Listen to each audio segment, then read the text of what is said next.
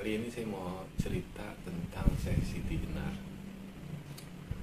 Kebanyakan cerita Siti Jenar itu sesat orangnya. Wali Songo yang dulu masuk daftar ya, cuman yang sesat, ajarannya menyimpang dari ajaran-ajaran pada umumnya. Cuman kali ini saya mau cerita bukan ajaran Siti Jenar, tapi kisah cinta Siti Jenar aja. Siti Jenar kecil dulu tinggal di Cirebon, di pesantrennya Sedatul Kafi. Sedatul Kafi itu guru Siti Jenar sekaligus sepupu ya, karena orang tua Siti Jenar merupakan abang dari bapaknya Sedatul Kafi. Selama 17 tahun mondok, dari umur 5 tahun Siti Jenar mondok di Sedatul Kafi. Selama proses 17 tahun mondok, akhirnya dia keluar dari mondok, ingin meneruskan pendidikan lah bahasanya di tempat yang lain. Cuman sebelum nerusin, akhirnya dia pulang dulu ke rumah orang tuanya, Ki Danusela. Ki Danusela sendiri merupakan ayah angkat dari Siti Jenar.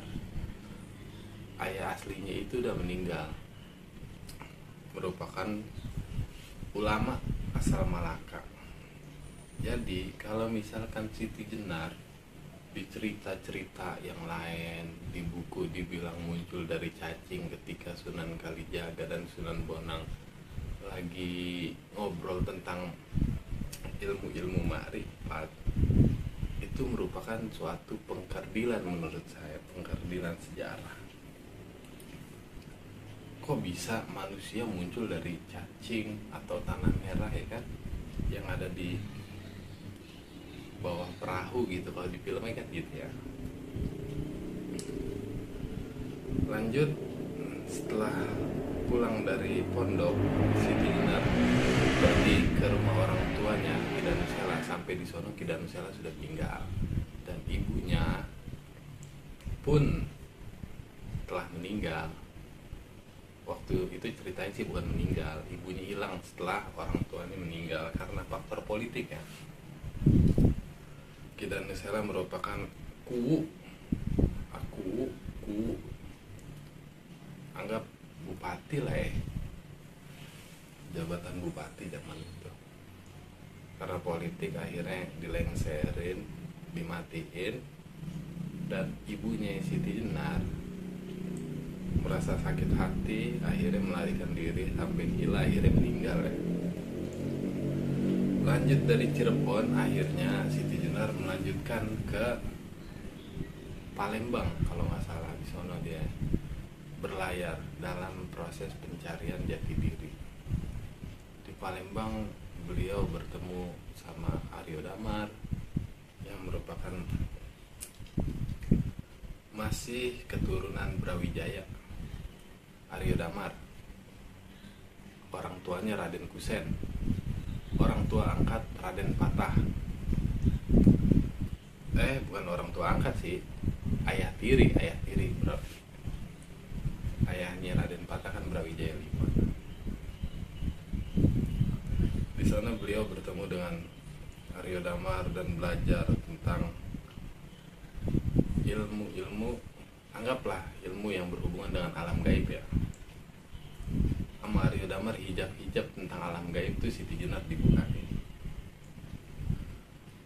Dari situ berangkat lagi Siti Jenar, niatnya mau ke Baghdad karena waktu itu pusat peradaban Islam adanya di Baghdad. Akhirnya beliau berangkat naik kapal.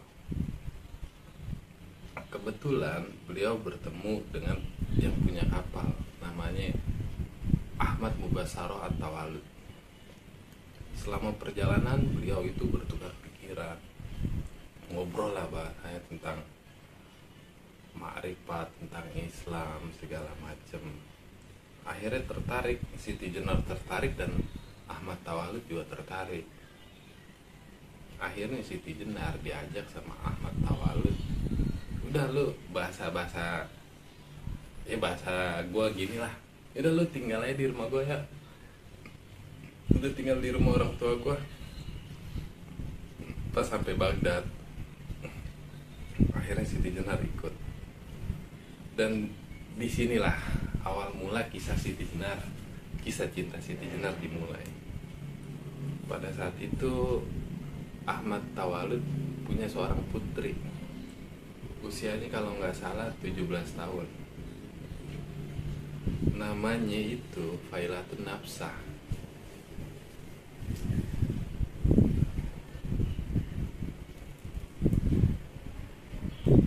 Namanya Siti Jenar baru keluar pondok, abis gitu melanglang buana, belum pernah mikirin ya yang namanya perempuan. Seandainya ketemu sih ketemu, cuman nggak pernah mikirin. Cuman pas di rumah Ahmad Tawalud, dia ngeliat Nafsah, kayaknya cantik banget gitu Nafsah ya. Diliatin Nafsahnya juga kayak gitu, ngeliatin Siti Jenar aja. Akhirnya proses Siti Jenar yang dari kemarin nimba ilmu, dari kemarin mencoba membuka hijab yang menutup dirinya dengan Tuhan, akhirnya stuck tuh di situ tuh. Ketika Siti Jenar jatuh cinta, sampai sholat pun, zikir pun, itu bayangan Nafsah muncul. Puyeng kan Siti Jenar ya. Ahmad Tawalud ngerti, kayaknya nih bocah nih Siti Jenar lagi jatuh cinta, dan anaknya pun begitu. Sebagai seorang bapak dan seorang kawan, Ahmad Tawalud akhirnya setelah melalui pertimbangan, akhirnya waktu semakin panah asmara itu semakin kencang, akhirnya Nafsah dikawinin sama orang lain. Dikawinin sama orang yang umurnya lebih tua jauh dibanding Nafsah dan Siti Jenar. Udah gitu kalau ngomongin fisik, kalah ganteng sama Siti Jenar. Nafsah sedih, Siti Jenar apalagi pas tahu kabar itu kan, wah hancur hatinya. Menurut dia, selama perjalanan buat menemukan jati diri, proses dia gagal cintanya itu merupakan proses yang paling hebat kalau kata dia yang pernah dialami. Galau Siti Jenar akhirnya kan, Nafsah juga begitu kan. Akhirnya nggak terima, disamperin lah Ahmad Tawalud sambil nangis. Siti Jenar ngomong, kenapa si Nafsah dikawinin, kenapa dinikahin, padahal kan gue suka sama Nafsah. Bahasanya gitulah, bahasa gue lah. Padahal kan saya suka, kata Siti Jenar. Kenapa Nafsah dikawinin? Itu orang juga gak ganteng-ganteng banget, udah gitu tua, Nafsah masih muda, kasihan. Menurut Siti Jenar gitu. Kata Ahmad Tawalud, dijawab ya, ini sebenarnya buat kepentingan Nafsah dan kepentingan ente Siti Jenar. Kalau ente sama Nafsah aneh kawinin, itu bakal jadi masalah buat ente dan buat Nafsah. Siti Jenar bingung dibilang gitu. Masalahnya di mana? Orang sama-sama suka, kok bisa jadi masalah? Akhirnya Ahmad Tawalud bilang, Tuhan itu, Allah itu pencemburu, nggak mau diduain. Ente itu sedang menuju ke sono. Kalau ente sampai jatuh cinta banget sama Nafsah, akhirnya kan secara otomatis Allah itu diduain, cintanya itu kebagi antara cinta Allah dan cinta Nafsah. Sedangkan Allah itu nggak mau begitu. Allah itu pencemburu. Dan buat Nafsah, kalau kata Ahmad Tawalud, saya nggak mau Nafsah itu jadi penghalang. Yang seharusnya ente naik tingkat terus, akhirnya stuck di Nafsah karena saking cinta gitu. Dengar kabar begitu, akhirnya Siti Jenar ya udah makin galau aja akhirnya kan. 1 tahun tinggal di rumah orang tuanya. Akhirnya pas deket-deket acara pernikahan, Siti Jenar izin lah sama Ahmad Tawalud buat pindah tempat. Akhirnya dari Basrah dia pindah ke Baghdad, kalau nggak salah Baghdad ya, pindah ke sana. Itu juga masih di rumah Ahmad Tawalud.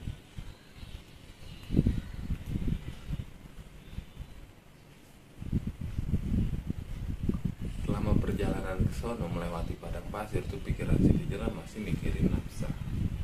Sampai akhirnya dia bertemu orang lah di padang pasir dalam keadaan kehausan. Saking hausnya Siti Jenar kan, ketemu orang. Akhirnya dikasih air. Dan waktu dikasih air itu Siti Jenar agak tercerahkan, karena dibilangin kalau ngapain sih masih mikirin cewek gitu kan. Buat sampai ke Allah kalau masih mikirin cewek, berhenti di situ kan nggak bakal sampai, katanya gitu. Mulai agak terhibur, terbuka lah. Bayangan-bayangan nafsa tuh agak-agak terlupakan, bukan terlupakan lah, agak-agak berkurang intensitasnya. Kalau tadinya dikit-dikit nafsa, sekarang udah agak jarang.